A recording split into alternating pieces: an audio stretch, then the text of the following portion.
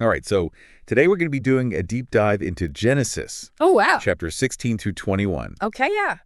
And we're going to be talking about Abram and Sarai, Right.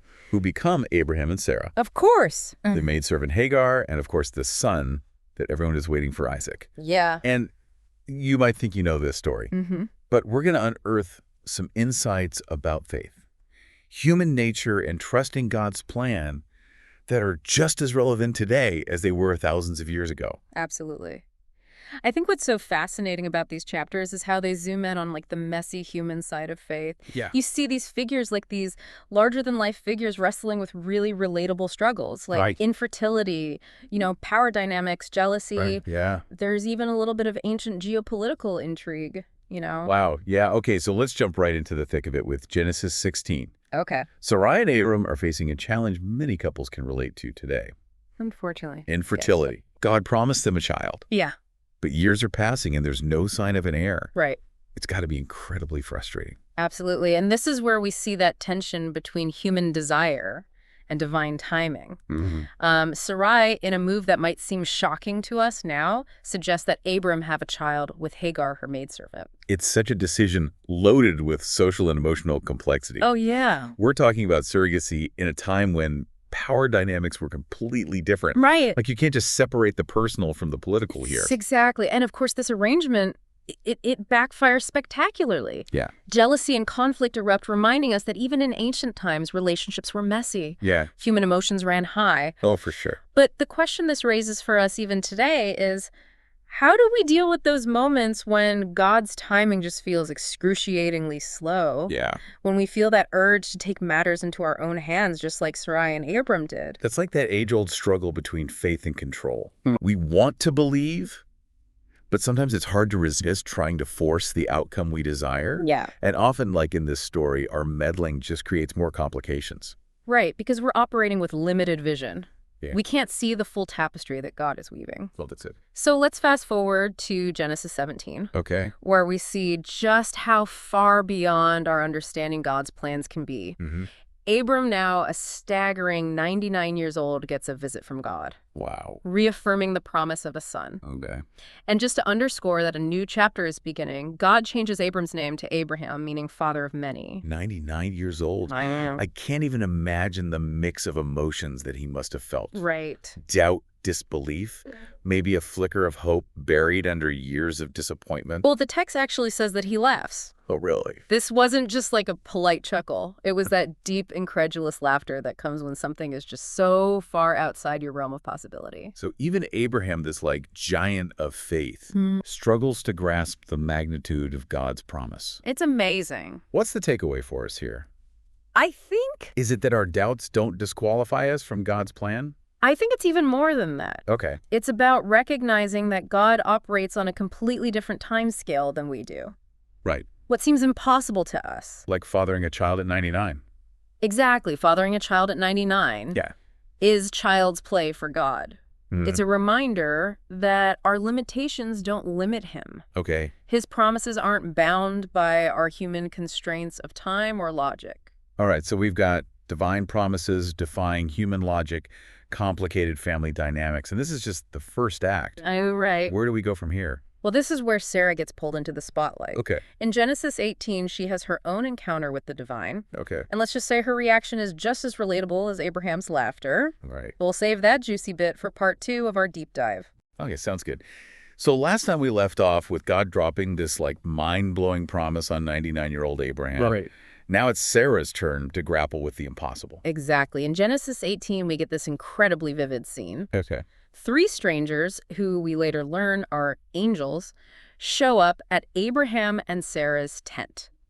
Oh. Now, hospitality in that culture was a huge deal. Right. So Abraham and Sarah welcome them in, offer them food, the whole 9 yards. Yeah, this wasn't just like good manners. It was like deeply ingrained in their societal and religious customs. Exactly. And during this visit, the promise of a son is reiterated, this time directly to Sarah. Okay. Now remember, she's well past childbearing age, Yeah. which makes the whole situation even more absurd from a human perspective. Yeah, so how does she react?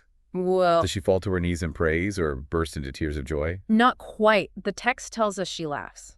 Oh, really? But this isn't Abraham's laughter of disbelief. Okay. This is a different kind of laughter, almost a cynical scoff. So what, like... You can almost hear her thinking, yeah, right? A baby at my age? You gotta be kidding me. It's so human. I know, right? After years of disappointment, it's hard to switch gears and suddenly embrace hope. Absolutely. And I think it's important to note that God doesn't rebuke her for this reaction. Right. He knows her heart. He knows the pain she's carried instead. He gently reminds her that nothing is impossible for him. It's a powerful reminder that we don't have to pretend to have it all together in front of God. Right. He sees our doubts, our cynicism, our hurt, and he still chooses to work through us. Absolutely. And this episode also serves as a stark contrast to what we see unfolding in the next chapter, Genesis 19, with the destruction of Sodom and Gomorrah. Yeah, this is where things take a darker turn. Yeah. We're suddenly confronted with the consequences of unrepentant sin and a society that has completely turned its back on God. It's a cautionary tale, but it's also a story about God's mercy. Okay. He sends angels to warn Lot, Abraham's nephew, giving him and his family a chance to escape the impending destruction. But even in their escape, we see human weakness on full display. Oh, yeah. Lot's wife, despite being explicitly warned not to look back, can't resist. Right. She turns back towards the city, perhaps out of longing, perhaps out of doubt, and she's instantly transformed into a pillar of salt. It's a chilling image, and it raises a thought-provoking question for us today. Okay. What are the Sodom and Gomorrahs that we might be clinging to? What do you mean? What are those things in our lives, maybe bad habits, toxic relationships, or harmful patterns of thinking that are holding us back from fully embracing God and his plan for us? That's a challenging question, It is. but it's one worth pondering. Definitely. Are we so attached to certain aspects of our lives that we'd risk losing everything rather than letting go? And what's fascinating is that this theme of clinging, of holding on to things we shouldn't, resurfaces in Genesis 20 with Abraham and Sarah. Yay. They're traveling through a foreign land, and Abraham, fearing for his safety, tells everyone that Sarah is his sister, not his wife. Wait, didn't he pull this same stunt earlier in the story? He did. It seems even our patriarchs weren't immune to repeating bad patterns. Wow. And what's even more striking is what he's clinging to, the self-preservation. Okay. He's so afraid of the consequences of telling the truth that he puts Sarah at risk. So even the father of faith struggles with fear and makes some pretty questionable choices. He does. What's the message for us here? Well, Is it that we're all flawed, even our heroes? it's deeper than that. It's about recognizing that faith doesn't erase our humanity. Okay. We're all capable of making mistakes, of being driven by fear. Right. But God in his grace doesn't abandon us in those moments. Yeah. He intervenes, he protects, and he continues to work through us, flaws and all. All right, so we've got Sarah's laughter, the city turned to salt, and Abraham backsliding into old habits. I know it's a lot to process. Where does this leave us? Is there any light at the end of this tunnel of drama? There is, and it comes in the form of a long-awaited miracle. In Genesis 21, we finally arrive at the birth of Isaac. But as you might have guessed, even this joyful event isn't without its complications. Oh, no. But to dive into that, we'll have to pick things up in the final part of our deep dive. Okay, so we've been through a lot in this deep dive. We have. Laughter, tears, near apocalypse, and some seriously questionable decisions. Yeah. But now we finally arrive at the moment everyone's been waiting for, the birth of Isaac. Right, Genesis 21. Yeah. It's the culmination of decades of waiting, a testament to the enduring power of God's promises.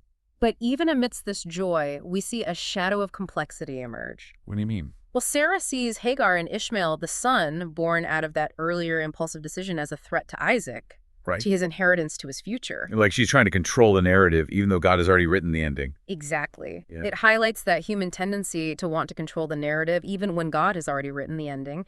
And Sarah's fear, understandable as it might be, leads her to push for Hagar and Ishmael to be sent away. This must have been so hard for Abraham. After all, Ishmael is his son, too. Yeah, it's a heart-wrenching decision. But he trusts God's guidance, and he sends them off into the wilderness. And this is where we see the incredible scope of God's providence, even in what feels like a tragic separation. God reassures Abraham that he will care for Hagar and Ishmael, promising to make Ishmael into a great nation.